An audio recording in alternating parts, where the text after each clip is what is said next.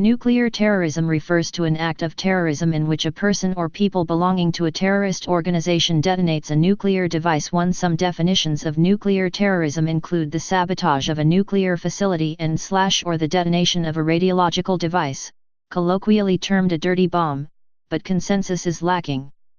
In legal terms, nuclear terrorism is an offense committed if a person unlawfully and intentionally uses in any way radioactive material, with the intent to cause death or serious bodily injury, or with the intent to cause substantial damage to property or to the environment, or with the intent to compel a natural or legal person, an international organization or a state to do or refrain from doing an act, according to the 2005 United Nations International Convention for the Suppression of Acts of Nuclear Terrorism. 2. The possibility of terrorist organizations using nuclear weapons, including those of a small size, such as those contained within suitcases, is something which is known of within U.S. culture, and at times previously discussed within the political settings of the U.S. It is considered plausible that terrorists could acquire a nuclear weapon. 3. However, despite thefts and trafficking of small amounts of fissile material, all low concern and less than Category 3 special nuclear material, SNM, there is no credible evidence that any terrorist group has succeeded in obtaining Category I SNM, the necessary multi-kilogram critical mass amounts of weapons-grade plutonium required to make a nuclear weapon. 4-5. Scope.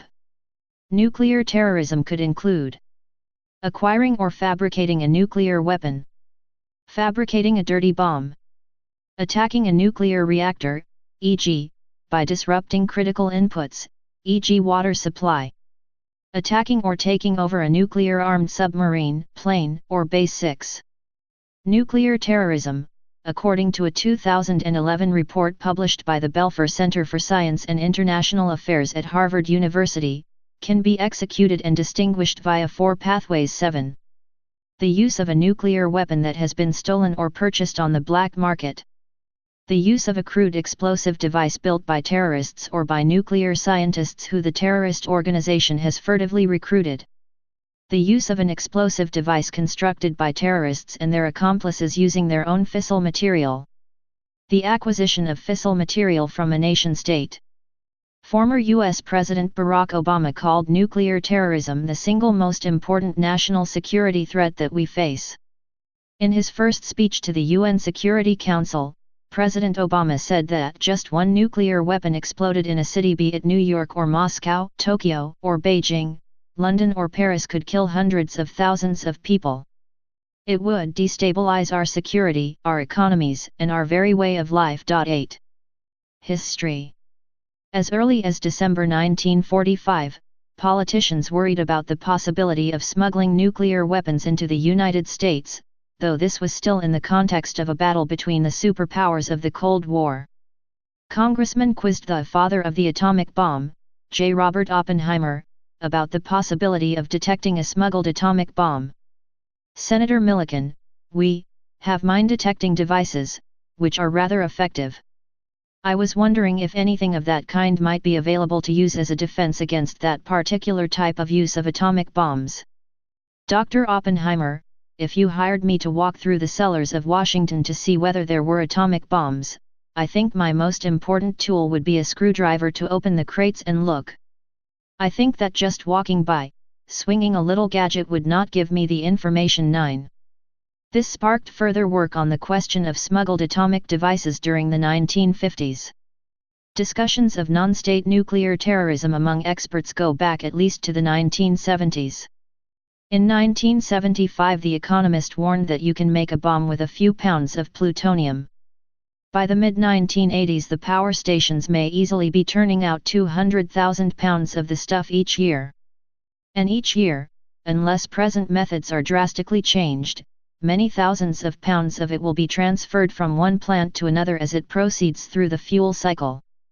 The dangers of robbery in transit are evident.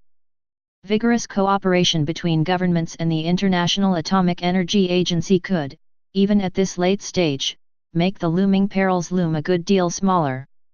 10. And the New York Times commented in 1981 that the nuclear emergency search team's origins go back to the aftershocks of the Munich Olympic massacre in mid-1972.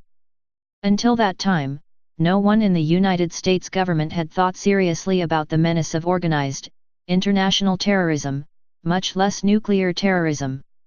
There was a perception in Washington that the value of what is called special nuclear material, plutonium or highly enriched uranium, HU, was so enormous that the strict financial accountability of the private contractors who dealt with it would be enough to protect it from falling into the wrong hands. But it has since been revealed that the physical safeguarding of bomb-grade material against theft was almost scandalously neglected. 11. This discussion took on a larger public character in the 1980s after NBC aired Special Bulletin, a television dramatization of a nuclear terrorist attack on the United States. 12. In 1986, a private panel of experts known as the International Task Force on the Prevention of Terrorism released a report urging all nuclear-armed states to beware the dangers of terrorism and work on equipping their nuclear arsenals with permissive action links. The probability of nuclear terrorism, the experts warned, is increasing and the consequences for urban and industrial societies could be catastrophic. 13. The World Institute for Nuclear Security is an organization which seeks to prevent nuclear terrorism and improve world nuclear security. It works alongside the International Atomic Energy Agency. WINS was formed in 2008, less than a year after a break-in at the Pelindaba nuclear facility in South Africa, which contained enough enriched uranium to make several nuclear bombs. Citation needed. The Global Initiative to Combat Nuclear Terrorism, GICNT, is an international partnership of 86 nations and 4 official observers working to improve capacity on a national and international level for prevention, detection, and response to a nuclear terrorist event. Partners join the GICNT by endorsing the Statement of Principles, a set of broad nuclear security objectives. GICNT partner nations organize and host workshops, conferences, and exercises to share best practices for implementing the Statement of Principles. The GICNT also holds plenary meetings to discuss improvements and changes to the partnership. Militant groups. Nuclear weapons materials on the black market are a global concern. 14-15 And there is concern about the possible detonation of a small, crude nuclear weapon by a militant group in a major city, with significant loss of life and property. 16-17. It is feared that a terrorist group could detonate a dirty bomb, a type of radiological weapon. A dirty bomb is made of any radioactive source and a conventional explosive. There would be no nuclear blast and likely no fatalities, but the radioactive material is dispersed and can cause extensive fallout depending on the material used. A foot-long stick of radioactive cobalt could be taken from a food irradiation plant and combined with 10 pounds of explosives to contaminate 1,000 square kilometers and make some areas uninhabitable for decades. 17 There are other radiological weapons called radiological exposure devices where an explosive is not necessary. A radiological weapon may be very appealing to terrorist groups as it is highly successful in instilling fear and panic among a population, particularly because of the threat of radiation poisoning, and would contaminate the immediate area for some period of time, disrupting attempts to repair the damage and subsequently inflicting significant economic losses. Al-Qaeda. According to Bun and Weir, Osama bin Laden requested a ruling, a fatwa, and was subsequently informed via a cleric of Saudi Arabia during 2003, of it being in accordance with Islamic law for him to use a nuclear device against civilians if it were the only course of action available to him in a situation of defending Muslims against the actions of the U.S. military. 18. According to leaked diplomatic documents, Al-Qaeda can produce radiological weapons, after sourcing nuclear material and recruiting rogue scientists to build dirty bombs. 19 Al-Qaeda, along with some North Caucasus terrorist groups that seek to establish an Islamic caliphate in Russia, have consistently stated they seek nuclear weapons and have tried to acquire them. 7 Al-Qaeda has sought nuclear weapons for almost 2 decades by attempting to purchase stolen nuclear material and weapons, and has sought nuclear expertise on numerous occasions. Osama bin Laden stated that the acquisition of nuclear weapons or other weapons of mass destruction is a religious duty. 20 While pressure from a wide range of counter-terrorist activity has hampered Al-Qaeda's ability to manage such a complex project, there is no sign that it has jettisoned its goals of acquiring fissile material. Statements made as recently as 2008 indicate that Al-Qaeda's nuclear ambitions are still very strong. 7. ISIS has demonstrated ambition to use weapons of mass destruction. 21. Although the chances of them obtaining a nuclear bomb are small, the group have been trying/suspected of trying to obtain a nuclear dirty bomb. 22. In July 2014, ISIS militants captured nuclear materials from Mosul University. In a letter to UN Secretary-General Ban Ki-moon, Iraq's UN ambassador Mohammed Ali al-Hakim said that the materials had been kept at the university and can be used in manufacturing weapons of mass destruction. However, nuclear experts regarded the threat as insignificant. International Atomic Energy Agency spokeswoman Gil Tudor said that the seized materials were a low grade and would not present a significant safety, security, or nuclear proliferation risk. 23-24. In October 2015 it was reported that Moldovan authorities working with the FBI have stopped 4 attempts from 2010 to 2015 by gangs with suspected connections to Russia's intelligence services that sought to sell radioactive material to ISIS and other Middle Eastern extremists. The last reported case came in February 2015 when a smuggler with a large amount of radioactive cesium specifically sought a buyer from ISIS. The criminal organizations are thriving on black market nuclear materials in Moldova. Since relations between Russia and the West have deteriorated, it is difficult to know whether smugglers are succeeding in selling radioactive material originating from Russia to Islamist terrorists and elsewhere. 21-25-26. In March 2016, it was reported that a senior Belgian nuclear official was being monitored by ISIS suspects linked to the November 2015 Paris attacks, leading Belgium authorities to suspect that ISIS was planning on abducting the official to obtain nuclear materials for a dirty bomb. 27. In April 2016, EU and NATO security chiefs warned that ISIS are plotting to carry out nuclear attacks on the UK and Europe. 28. North Caucasus terrorists. North Caucasus terrorists have attempted to seize a nuclear submarine armed with nuclear weapons.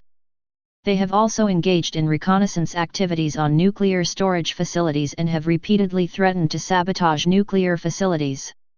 Similar to Al-Qaeda, these groups' activities have been hampered by counter-terrorism activity, nevertheless they remain committed to launching such a devastating attack within Russia. 7. Aum Shinrikyo. The Japanese terror cult Aum Shinrikyo, which used nerve gas to attack a Tokyo subway in 1995, has also tried to acquire nuclear weapons. However, according to nuclear terrorism researchers at Harvard University's Belfer Center for Science and International Affairs, there is no evidence that they continue to do so. 7. Incidents involving nuclear material.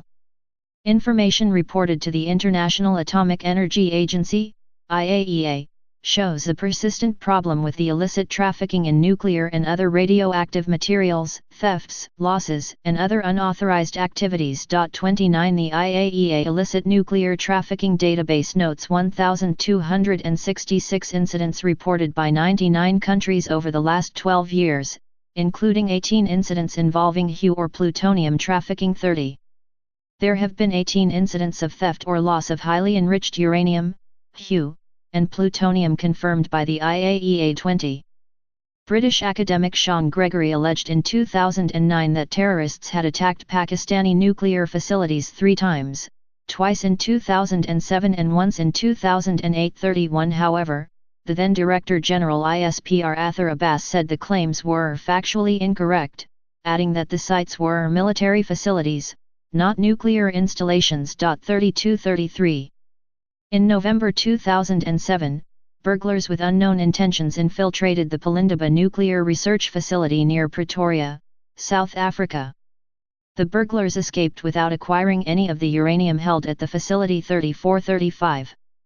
In June 2007, the Federal Bureau of Investigation released to the press the name of Adnan Gulzhair El Shukrahuma, allegedly the operations leader for developing tactical plans for detonating nuclear bombs in several American cities simultaneously. 36. In November 2006, MI5 warned that al-Qaeda were planning on using nuclear weapons against cities in the United Kingdom by obtaining the bombs via clandestine means. 37. In February 2006, Oleg Kintsagov of Russia was arrested in Georgia, along with 3 Georgian accomplices, with 79.5 grams of 89% Hu-20. In November 2006, the Alexander Litvinenko poisoning with radioactive polonium represents an ominous landmark, the beginning of an era of nuclear terrorism, according to Andrew J. Patterson. 38. In June 2002, U.S. citizen Jose Padilla was arrested for allegedly planning a radiological attack on the city of Chicago. However, he was never charged with such conduct. He was instead convicted of charges that he conspired to murder, kidnap and maim people overseas. Pakistan.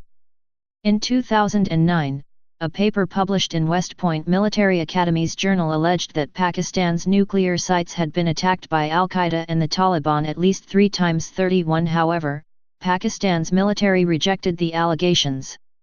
Talat Masood, a political analyst, said that the nuclear link was absolute nonsense. 32. Interestingly, all 3 attacks were suicide and appeared to aim at causing maximum damage and not seizing weapons. 33. In January 2010, it was revealed that the U.S. Army was training a specialized unit to seal off and snatch back Pakistani nuclear weapons in the event that militants would obtain a nuclear device or materials that could make one. Pakistan supposedly possesses about 80 nuclear warheads. U.S. officials refused to speak on the record about the American safety plans. 39. A study by the Belfer Center for Science and International Affairs at Harvard University titled Securing the Bomb 2010, found that Pakistan's stockpile faces a greater threat from Islamic terror groups seeking nuclear weapons than any other nuclear stockpile on Earth. 40. In 2016, Defense Intelligence Agency Director Vincent R. Stewart said that Pakistan continues to take steps to improve its nuclear security, and is aware of the threat presented by extremists to its program. 41. According to Rolf Mauitlerson, a former investigator with the CIA and the U.S. Department of Energy, there is a greater possibility of a nuclear meltdown in Pakistan than anywhere else in the world. The region has more violent extremists than any other, the country is unstable, and its arsenal of nuclear weapons is expanding. 42. In 2015, White House Press Secretary Josh Earnest said that the U.S. has confidence that Pakistan is well aware of the range of potential threats to its nuclear arsenal. He added that the U.S. is confident that Pakistan has a professional and dedicated security force that understands the importance and the high priority that the world places on nuclear security. 41. Nuclear weapons expert David Albright and author of Peddling Peril has also expressed concerns that Pakistan's stockpile may not be secure despite assurances by both Pakistan and U.S. government. He stated that Pakistan has had many leaks from its program of classified information and sensitive nuclear equipment, and so you have to worry that it could be acquired in Pakistan. 43. In 2015, Richard G. Olson, former U.S. ambassador to Pakistan, expressed confidence in the capabilities of the Pakistani security forces to control and secure its nuclear weapons. He added that Islamabad has specifically taken into account the insider threat. 41. A 2016 study by the Congressional Research Service titled Pakistan's Nuclear Weapons, noted that Pakistan's initiatives, such as strengthened export control laws, improved personnel security, and international nuclear security cooperation programs, have improved Pakistan's nuclear security. 41. United States. President Barack Obama has reviewed Homeland Security policy and concluded that attacks using improvised nuclear devices pose a serious and increasing national security risk. 44. In their presidential contest, President George W. Bush and Senator John Kerry both agreed that the most serious danger facing the United States is the possibility that terrorists could obtain a nuclear bomb. For most nuclear weapon analysts agree that building such a device would pose few technological challenges to reasonably competent terrorists. The main barrier is acquiring highly enriched uranium-45.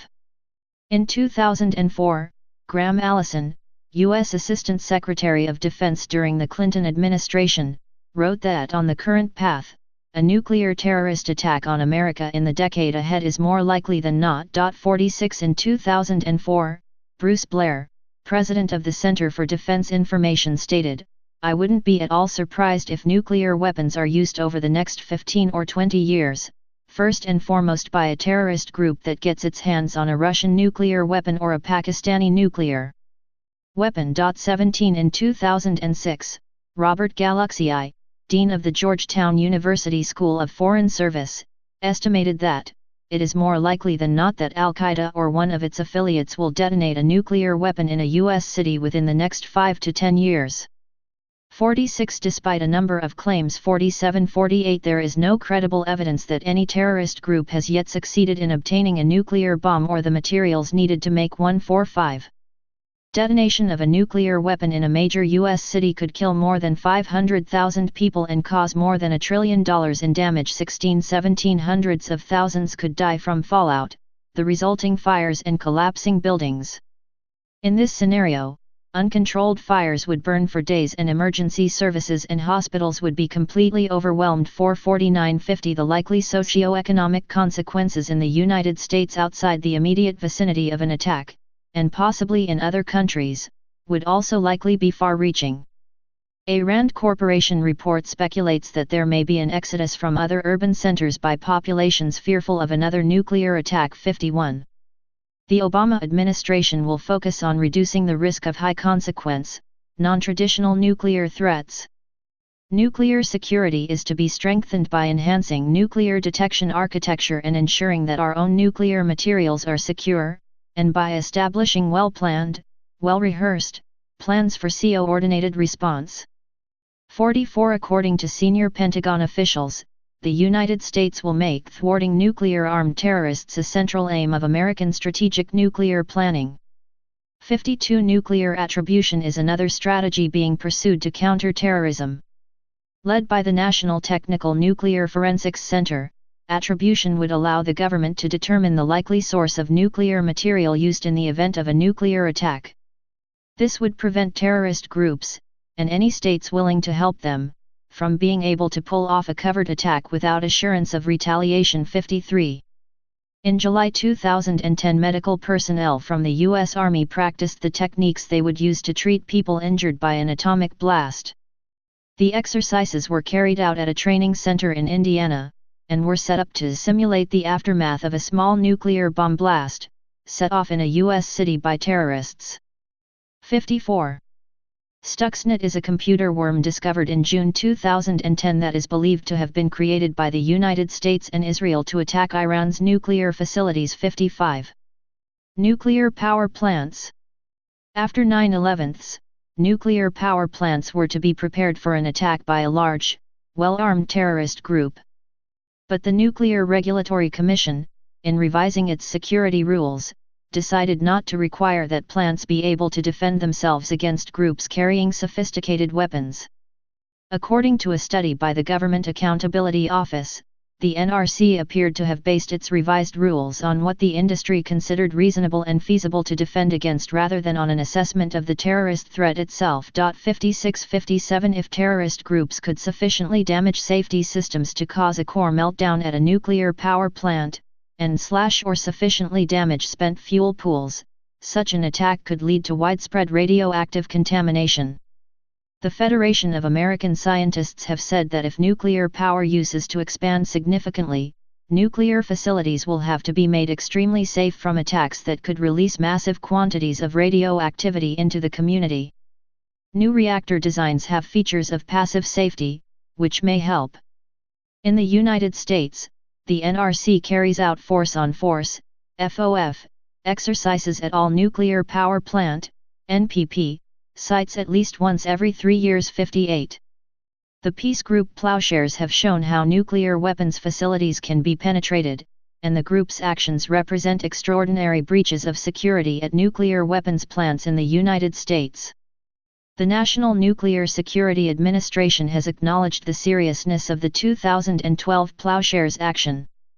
Non-proliferation policy experts have questioned the use of private contractors to provide security at facilities that manufacture and store the government's most dangerous military material. 59 Hoaxes. In late 1974, President Gerald Ford was warned that the FBI received a communication from an extortionist wanting $200,000, $1 million today, after claiming that a nuclear weapon had been placed somewhere in Boston. A team of experts rushed in from the United States Atomic Energy Commission, but their radiation detection gear arrived at a different airport. Federal officials then rented a fleet of vans to carry concealed radiation detectors around the city but forgot to bring the tools they needed to install the equipment. The incident was later found to be a hoax. However, the government's response made clear the need for an agency capable of effectively responding to such threats in the future. Later that year, President Ford created the Nuclear Emergency Search Team, NEST, which under the Atomic Energy Act is tasked with investigating the illegal use of nuclear materials within the United States, including terrorist threats involving the use of special nuclear materials. 60. One of its first responses by the Nuclear Emergency Search/Support Team was in Spokane, Washington on November 23, 1976. An unknown group called the Days of Omega had mailed an extortion threat claiming it would explode radioactive containers of water all over the city unless paid $500,000, $2,200,000 today. Presumably, the radioactive containers had been stolen from the Hanford site, less than 150 miles to the southwest. Immediately, NEST flew in a support aircraft from Las Vegas and began searching for non-natural radiation, but found nothing. No one ever responded despite the elaborate instructions given, or made any attempt to claim the fake money which was kept under surveillance. Within days, the incident was deemed a hoax, though the case was never solved. To avoid panic, the public was not notified until a few years later. 61-62. Policy landscape. Recovery. The Cooperative Threat Reduction Program, CTR, which is also known as the Nunn-Lugar Cooperative Threat Reduction, is a 1992 law sponsored by Senators Sam Nunn and Richard Lugar. The CTR established a program that gave the U.S. Department of Defense a direct stake in securing loose fissile material inside the since-dissolved USSR. According to Graham Allison, director of Harvard University's Belfer Center for Science and International Affairs, this law is a major reason why not a single nuclear weapon has been discovered outside the control of Russia's nuclear custodians. 63. The Belfer Center is itself running the project on managing the atom. Matthew Bunn is a CO principal investigator of the project, Martin B. Mallon is its executive director, circa 2014. 64. In August 2002, the United States launched a program to track and secure enriched uranium from 24 Soviet-style reactors in 16 countries, in order to reduce the risk of the materials falling into the hands of terrorists or rogue states. The first such operation was Project Vinca, a multinational, public-private effort to remove nuclear material from a poorly secured Yugoslav research institute. The project has been hailed as a non-proliferation success story with the potential to inform broader global clean-out efforts to address one of the weakest links in the nuclear non-proliferation chain, insufficiently secured civilian nuclear research facilities. 65. In 2004, the U.S. Global Threat Reduction Initiative, GTRI, was established in order to consolidate nuclear stockpiles of highly enriched uranium, HU, plutonium, and assemble nuclear weapons at fewer locations. 66. Additionally, the GTRI converted HU fuels to low-enriched uranium, LEU, fuels, which has prevented their use in making a nuclear bomb within a short amount of time. HU that has not been converted to LEU has been shipped back to secure sites, while amplified security measures have taken hold around vulnerable nuclear facilities. 67. Options. Robert Gallucci, president of the John D. and Catherine T. MacArthur Foundation, argues that traditional deterrence is not an effective approach toward terrorist groups bent on causing a nuclear catastrophe. 68. Henry Kissinger, stating the wide availability of nuclear weapons makes deterrence decreasingly effective and increasingly hazardous. 69. Preventive strategies, which advocate the elimination of an enemy before it is able to mount an attack, are risky and controversial, therefore difficult to implement. Gallucci believes that the United States should instead consider a policy of expanded deterrence, which focuses not on the would-be nuclear terrorists but on those states that may deliberately transfer or inadvertently lead nuclear weapons and materials to them. By threatening retaliation against those states, the United States may be able to deter that which it cannot physically prevent. 68. Graham Allison makes a similar case, arguing that the key to expanded deterrence is coming up with ways of tracing nuclear material to the country that forged the fissile material. After a nuclear bomb detonates, nuclear forensic cops would collect debris samples and send them to a laboratory for radiological analysis. By identifying unique attributes of the fissile material, including its impurities and contaminants, one could trace the path back to its origin. 70. The process is analogous to identifying a criminal by fingerprints. The goal would be twofold: first, to deter leaders of nuclear states from selling weapons to terrorists by holding them accountable for any use of their own weapons; second, to give every leader the incentive to tightly secure their nuclear weapons and materials. 70. Nuclear skeptics. John Mueller, a scholar of international relations at The Ohio State University, is a prominent nuclear skeptic. He makes three claims: 1. The nuclear intent and capability of terrorist groups such as Al-Qaeda has been fundamentally exaggerated; 2. The likelihood a terrorist group will come up with an atomic bomb seems to be vanishingly small; and 3. Policymakers are guilty of an atomic obsession that has led to substantively counterproductive policies premised on worst-case fantasies. 71. In his book Atomic Obsession, Nuclear Alarmism from Hiroshima to Al-Qaeda, he argues that anxieties about terrorists obtaining nuclear weapons are essentially baseless. A host of practical and organizational difficulties make their likelihood of success almost vanishingly small. 72. Intelligence officials have pushed back, testifying before Congress that the inability to recognize the shifting modus operandi of terrorist groups was part of the reason why members of Aum Shinrikyo, for example, were not on anybody's radar screen. 73. Matthew Bunn, associate professor at Harvard University's John F. Kennedy School of Government, argues that theft of Hu and plutonium is not a hypothetical worry, it is an ongoing reality. 30. Almost all of the stolen Hu and plutonium that has been seized over the years had never been missed before it was seized. The IAEA illicit nuclear traffic. Please subscribe and thanks for watching.